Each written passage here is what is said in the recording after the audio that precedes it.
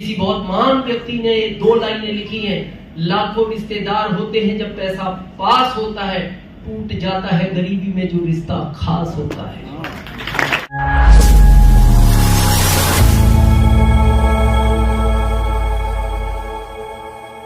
ध्यान से समझना, ये जिम्मेदारी है। कैसी जिम्मेदारी है?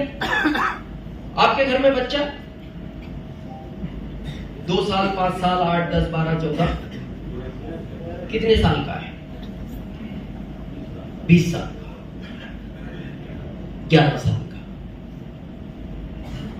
5 साल का। कोई आपसे आकर कहे ये बच्चा मेरे को दे दो,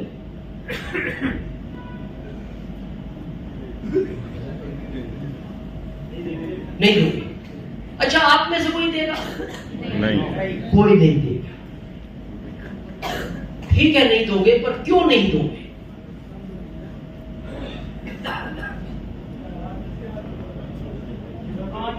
बाद में सेवा करेगा इसलिए नहीं देंगे। और कोई बताएगा क्यों नहीं देंगे?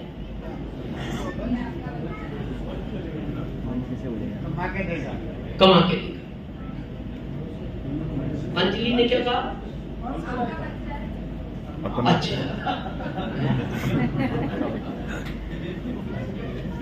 ऐसा भी कई लोग बोलते हैं वो मेरा बच्चा है इसलिए नहीं दूंगा। तो इसमें वैसे कोई डाउट वाला मैटर है नहीं, कंफ्यूज भी नहीं होना चाहिए। वो आपका ही है, आप भी जानते हो, वो भी जानता है। इसके पीछे 3 उत्तर ज्यादातर आते हैं। कई बार हम पूछते हैं, आज याद आ गया तो पूछिए। पहला, उस आदमी को हम अपना बच्चा कैसे दे दें जिसको हम जानते हैं, ये भी उत्तर अच्छा है।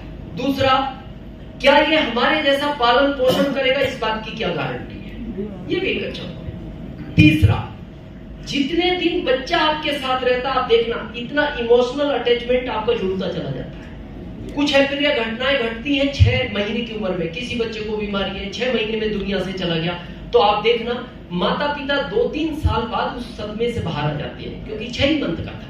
लेकिन कुछ अप्रिय घटना आप सुनते हो पेपर में, वो खेलते खेलते तालाब के किनारे चला गया, 6 साल का था, डूब गया, और ये अप्रिय घटना घटी। उसको माता पिता लगभग 10 से 15 साल के बीच उस सदमे से बाहर आ जाते हैं।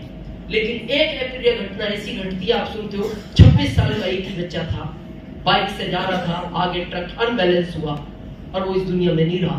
तो जब तक माता पिता इस दुनिया में रहते हैं ना, उस सदमे से बाहर नहीं आते।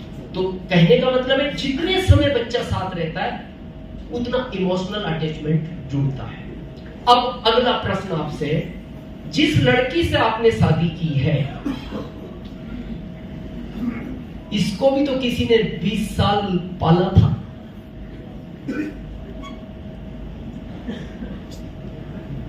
उसके पिता भी कैसे दे दूं?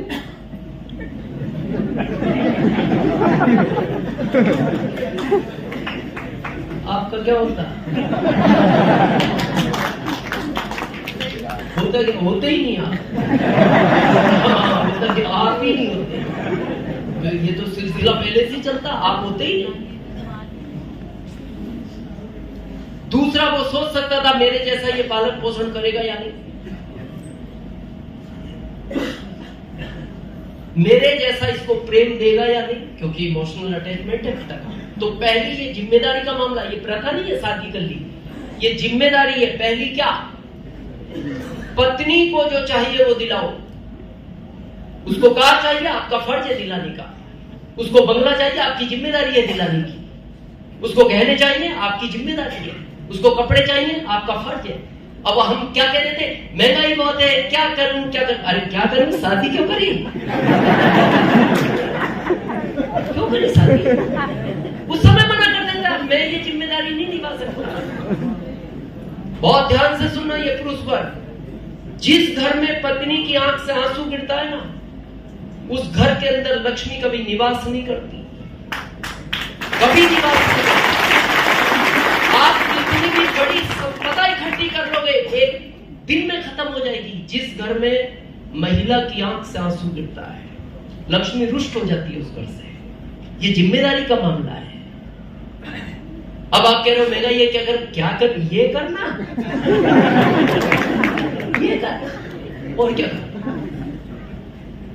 दूसरी जिम्मेदारी, जिन बच्चों को इस दुनिया में लेकर आ रही, ये बहुत जिम्मेदारी का मामला है। 4 पाल सकते थे, 4 लाने थे। 2 पाल सकते थे, 2 लाने थे। 1 पाल सकते थे, 1 लाना था। नहीं पाल सकते थे, नहीं लाना था। ये आपके हाथ का कंट्रोल था। और अब लोग क्या बोलते हैं, महंगाई बहुत है, फीस कौन भरेगा, फीस कौन भरेगा। अरे फीस नहीं भर सकता, घर में इनको तो भरा, आसमान से गिर गई। हमारा एक ही बच्चा है। तो कई बार जब हम सफर में जाते हैं आरसीएम के लिए, तो लोग पूछते हैं रास्ते में, जब फैमिली की बात चलती है, परिवार में कौन कौन है। हमने कहा पत्नी, एक बच्चा। एक ही बच्चा? हाँ, एक क्यों? अरे एक है, एक ही है यार, क्या करें। वो फिर पूछता है लॉजिक। हमने कहा जॉब के हिसाब से, हम जॉब में थे तो हमें लगा एक को ही पालना इसलिए, लेकिन हमें नहीं पता था भविष्य में आरसीएम मिलेगा। तो फिर वो पूछता है, अगर पता होता, हमने कहा फिर एक नहीं होता। बोले फिर मैं क्या, फिर क्रिकेट की टीम घर में फिर तो ये पालता ना, मामला तो पालने का। तो दूसरी जिम्मेदारी बच्चों की, जिनको इस दुनिया में लाए। वो कहता मैं विदेश पढ़ना चाहता हूं, पढ़ाओ ना। आप कहते हो क्या करें, ये कर, ये कर, जहां पढ़ाना चाहता है वहां पढ़ा सकता है। आखिरी जिम्मेदारी माता पिता की, जो आपको इस दुनिया में लाए। ये बहुत बड़ी जिम्मेदारी है। आपको पता है यहां बहुत सारे हमारे फादर की एज के लोग हैं, पहले कम एज में शादियां होती थी, लगभग 12-13। इसके पीछे पता है बहुत बड़ा लॉजिक था। ये बच्चा छोटा है, जल्दी इसकी शादी हो जाएगी तो इसके बच्चे जल्दी हो जाएंगे। जब तक इसके शरीर में ताकत है ये बच्चों को पाल लेगा, जब इसके शरीर में ताकत नहीं बचेगी बच्चे इसको पालेंगे। ये लॉजिक था। आजकल हम फैशन में चले गए, अब वो गवर्नमेंट की पॉलिसी आ गई, फिर फॉलो करने लगे। ठीक है, ये बनाई हमने है। जैसे आप देखते हो ना, फूड पे एक्सपायरी डेट डलती है। शहद तो जितना पुराना हो उतना अच्छा, मेहंदी जितनी पुरानी हो उतनी अच्छी, लेकिन उस पे भी रूल आ गया, एक्सपायरी डेट लिखी जाएगी। अभी फिर आ गया 21 के बाद, 21 छोड़ो वहां तक ठीक है। अब हम फैशन में आ गए, 30 साल की उम्र में शादियां कर रहे हैं, कोई 35 की में कर रहा है, कोई 40, मेट्रो सिटी में 50 में कर रहा है। अब वो 50 में शादी करता है, 52 में उसके बच्चा हुआ। जब बच्चा 5 साल का हुआ, ये 57 का हो गया। अब ये दोनों टेंशन में रहते हैं, किसको कौन पालेगा।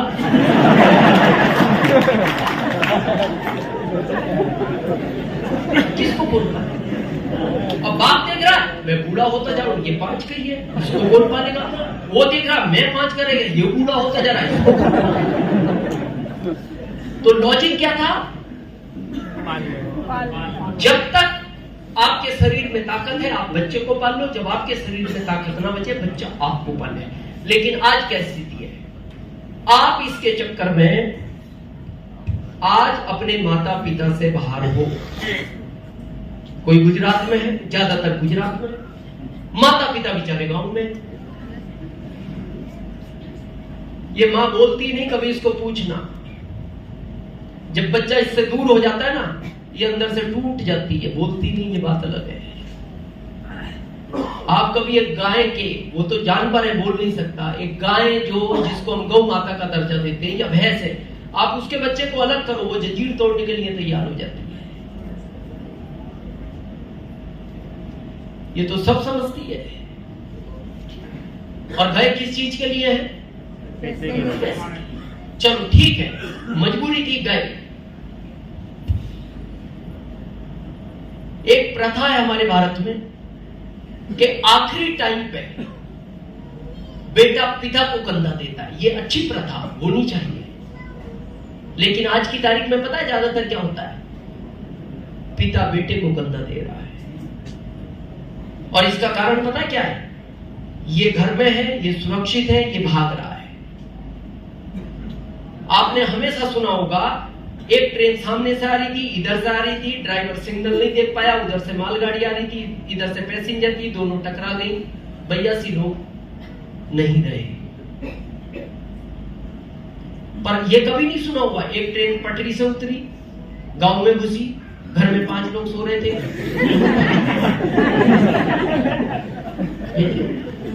तो इसका मतलब ये सुरक्षित है जो घर में। जब भी घटना होगी इसके साथ होगी, क्योंकि ये ट्रेन में दौड़ रहा है, ये फ्लाइट में दौड़ रहा है, ये कार में दौड़ रहा है, ये बाइक पे दौड़ रहा है।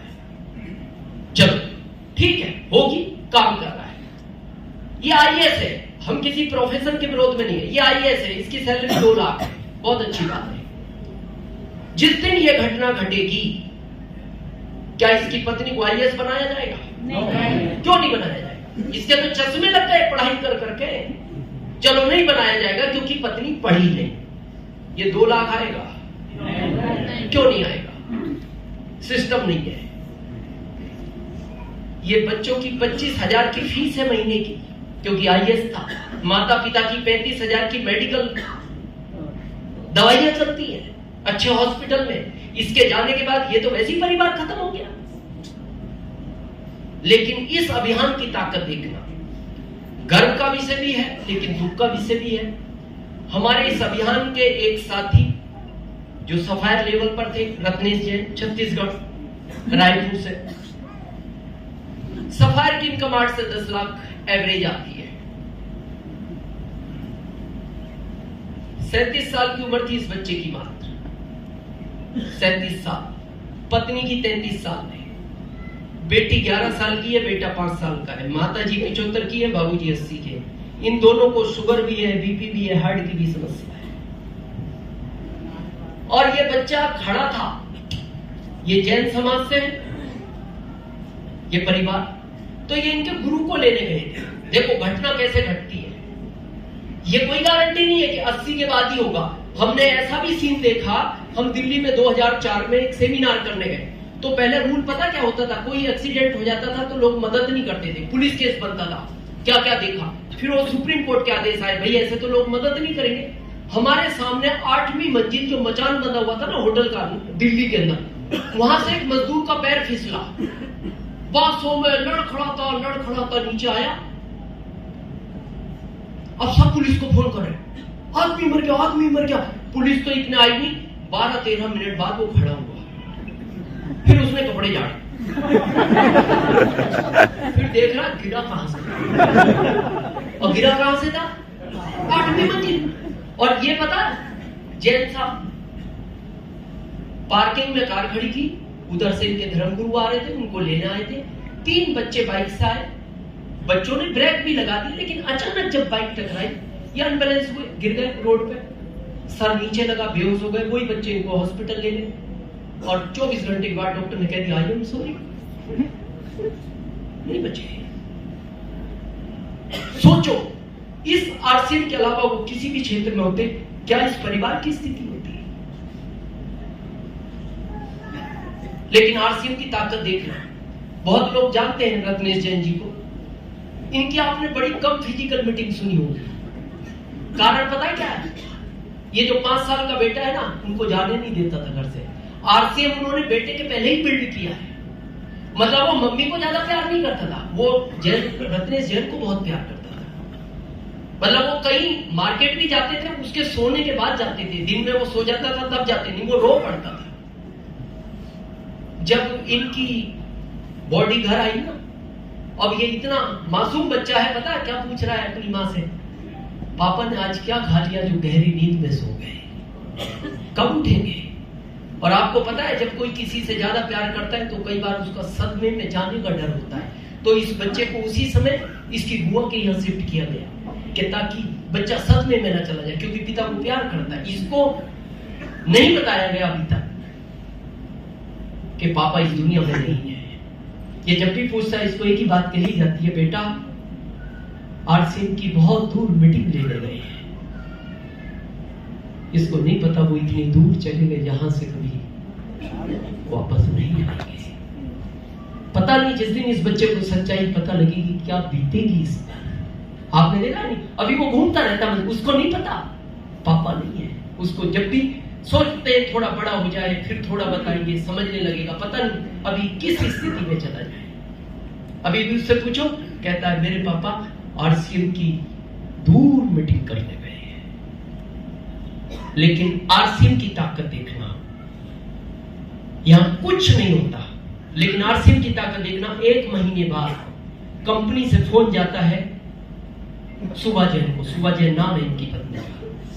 मैं बहुत दुख के साथ कहा जाता है हमने इस अभियान का एक सच्चा सिपाही खो दिया। दुख है, हमें भी है, आपको हमसे ज्यादा है, लेकिन आप चिंता मत करना, आरसीएम परिवार आपके साथ है। आप अपना ध्यान रखो, अपने बच्चों का ध्यान रखो, अपने माता पिता का ध्यान रखो। हमने फोन आपको इसलिए किया है क्योंकि आईडी जैन साहब के नाम से थी, लेकिन आप अपने पेपर मेल करो कंपनी को, क्योंकि हम अगले महीने आपको सफायर घोषित करेंगे।